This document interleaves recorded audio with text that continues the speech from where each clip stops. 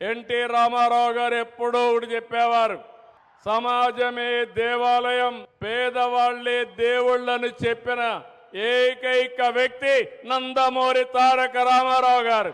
ఆ స్ఫూర్తితో ఇప్పుడు నేను ఆలోచించి P4 తీసుకొస్తున్నాను. Public private people partnership. High net worth individuals top 10%, bottom 20% adapt చేసుకోవాలి. మెంటర్ చేయాలి, అసిస్టెన్స్ ఇవ్వాలి. ప్రభుత్వం ఇచ్చేటన్నీ ఇస్తాం, మీరు కూడా చేరండి. మీకు ఒక బాధ్యత ఉంది. సమాజం మీకు గుర్తింపు ఇచ్చింది. ఆ రోజు ప్రజలు ట్యాక్స్ పే చేస్తే స్కూళ్ళు కాలేజీలు పెడితే ఎక్కడ చదువుకున్నారు? మీ అదృష్టం కలిసి వచ్చింది, మీరు పైకి వచ్చారు. మీకు బాధ్యత ఉంది.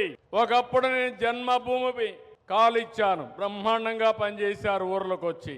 ఆ రోజు గ్రామాభివృద్ధి కోసం ముందుకు పోయాను.